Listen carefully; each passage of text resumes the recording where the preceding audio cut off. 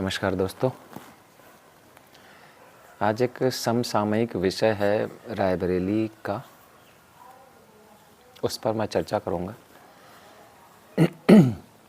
और एक नवयुवक है अमर रस्तोगी, जिसने अभी हाल ही में जो है वो संन्यास ग्रहण किया है। प्रयागराज में माघ मेला चल रहा है, वहाँ पर किसी महामंडलेश्वर हैं गोपाल दास करके, उनके पास जाके उसने दीक्षा ली है और वो उनका भक्त बन गया है, उनका सन्यासी बन गया है। उसे एक सन्यासी का नाम भी मिल गया है, यशवनी दास। तो अब अमर रस्तोगी जो है वो यशवनी दास हो गए हैं अभी इस प्रकरण में, सन्यास की अपनी यात्रा में। एक सामाजिक व्यक्ति को अचानक से सन्यास लेने की आवश्यकता क्यों पड़ती है? ये क्या मामला है पूरा? अगर हम इसके विवेचना में जाएं तो हम देखेंगे कि ये कोई अचानक से नहीं हुआ होगा। मेरा ऐसा मानना है कि ये घटना निश्चित रूप से काफ़ी समय से उसके मन में चल रही होगी। उसका मन उद्वेलित रहा होगा, मन में उलझने तमाम सारी रही होंगी और भटकाव में मन रहा होगा। बहुत सारे प्रश्नों के जो उत्तर हैं वो चाह रहा होगा, लेकिन उससे मिल नहीं रहे होंगे। कई बार ऐसा होता है कि व्यक्ति जब अपने मन के झंझावातों, अपने उन उलझावों में फंसा होता है, वो कुछ प्रश्नों के, जीवन के किन्हीं गहरे प्रश्नों के उत्तर चाहता है। वो किन से पूछेगा? अपने चारों तरफ जो भी लोग हैं उसके, उन्हीं से पूछेगा। वो उसके परिवारीजन हैं, उसके स्कूल कॉलेज के टीचर्स हैं, उसके दोस्त हैं, उसके रिश्तेदार हैं, उसके पड़ोसी हैं, कोई भी समाज का दूसरा इंटेलेक्चुअल जो जिसका उससे संपर्क है, वो उन्हीं से पूछेगा। लेकिन जब उन्हें उस प्रश्नों के उत्तर नहीं मिलते हैं, लेकिन वो प्रश्न उसके पूरे जीवन को एक आवेश से भर देते हैं कि जब तक उन प्रश्नों के उत्तर उसे मिलेंगे नहीं, उसे चैन नहीं मिलेगा। उस कंडीशन में व्यक्ति फिर समाज को छोड़ करके संन्यास की ओर मुड़ता है। अगर वो प्रश्न उसकी सोसाइटी में ही उनके उत्तर उसे मिल जाते तो शायद वो ऐसा ना करता। मेरा ऐसा मानना है। हमारा एजुकेशन सिस्टम स्किल डेवलपमेंट पे तो बहुत काम करता है, लेकिन शायद एक व्यक्ति के सेटिस्फैक्शन या उसके साइकोलॉजिकल बैलेंस पर उतना अच्छे से काम नहीं करता जितना करना चाहिए। ये पूरे सिस्टम की खामी है, हमारा पूरे समाज की ये खामी है। किसी एक व्यक्ति का इसमें दोष नहीं होता।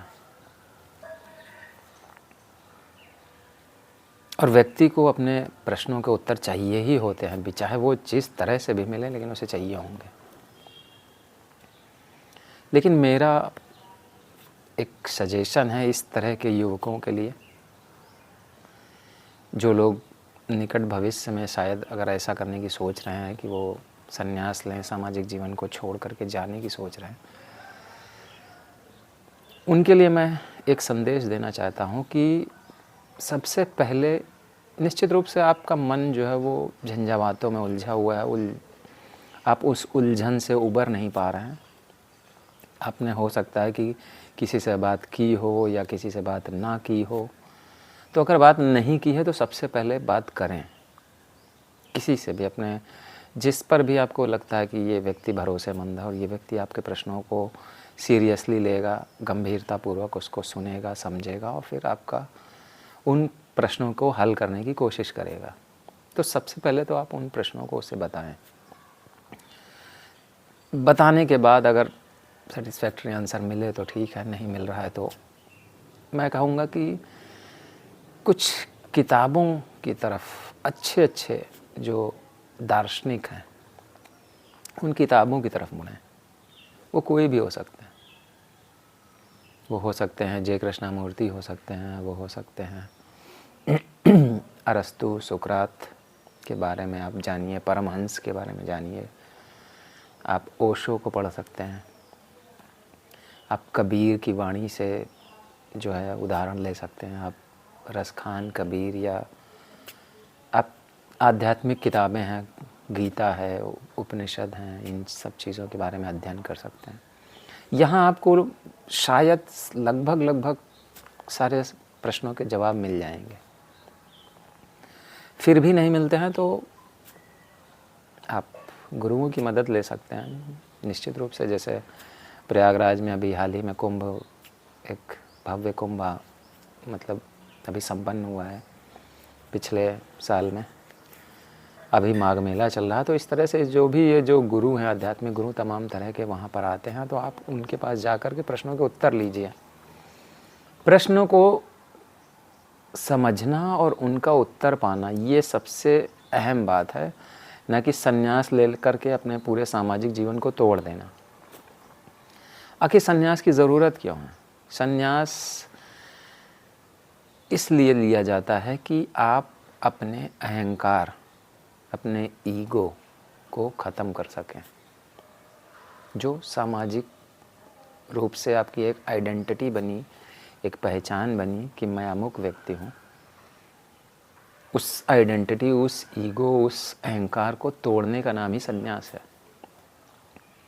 संन्यास की ये जो प्रक्रिया है कि हम किसी गुरु के संपर्क में चले जाएंगे और वहाँ दीक्षा लेके एक निश्चित रंग ढंग से रहने लगेंगे, एक निश्चित चोला पहन लेंगे, गेरुआ या पीला या नारंगी जैसा भी है। तो चोला बदल लेने से, जगह बदल लेने से, हिमालय पर्वत पे चले जाने से या किसी जंगल में चले जाने से, तपस्या करने से कुछ नहीं होगा। वो सिर्फ एक माहौल का बदलाहट है, न कि आपके अहम की बदलाहट। वहाँ पे जाने से आपका अहम कम नहीं होगा।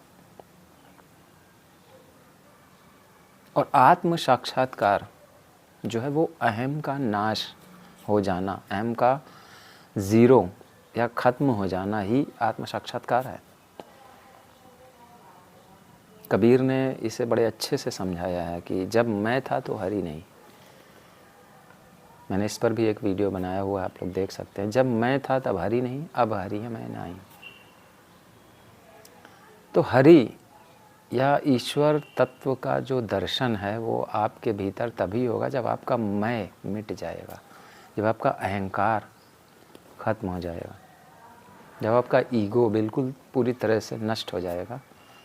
तो वही है आत्म साक्षात्कार की स्थिति, वही है एक अंडरस्टैंडिंग, खुद को जानने की। तो संन्यास लेना ये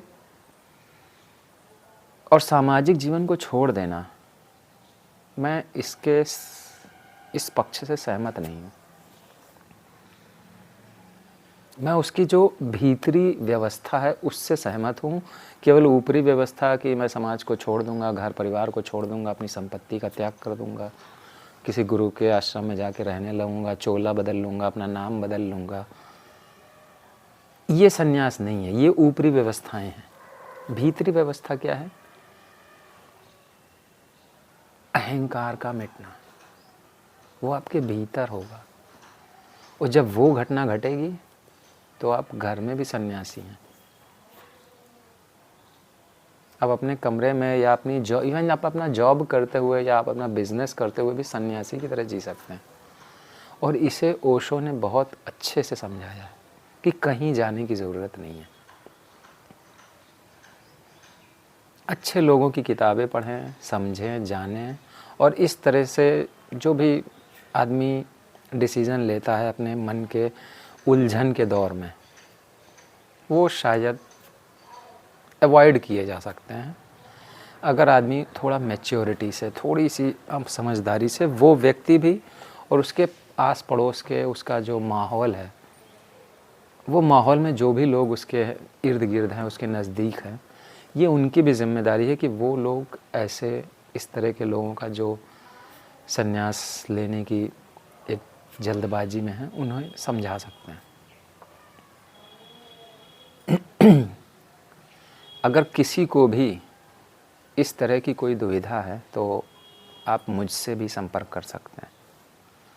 संन्यास को और डिटेल में या किस तरह से आपके मन के, मैं ये नहीं कह रहा हूँ कि मैं 100% आप लोगों की सारी समस्याओं, सारे प्रश्नों का उत्तर दे पाऊँगा, लेकिन मैं कोशिश करूँगा। और शायद अगर मैं 10-20% भी किसी के इस तरह के प्रश्नों का, इस तरह की उलझनों को शांत करने में मदद कर पाया तो ये मेरा सौभाग्य होगा। बताइएगा कि अगर आपके कोई भी इस तरह की संन्यास लेने की अगर नियर फ्यूचर में कोई संभावना है, ऐसे जो भी नवयुवक हैं जो ये सोच रहे हैं कि अगर उनके कुछ प्रश्न हैं और उनके उत्तर समाज में उन्हें कहीं से भी नहीं मिल पा रहे हैं, तो मैं रायबरेली में ही रहता हूँ, आप मुझसे संपर्क कर सकते हैं। डिटेल्स, ईमेल आईडी और मोबाइल नंबर मैं वीडियो के अंत में डाल दूँगा। बताइएगा ये जानकारी, ये जो भी प्रकरण इस तरह के हुए हैं उस पर मेरा ये वीडियो आप लोगों को कैसा लगा। धन्यवाद।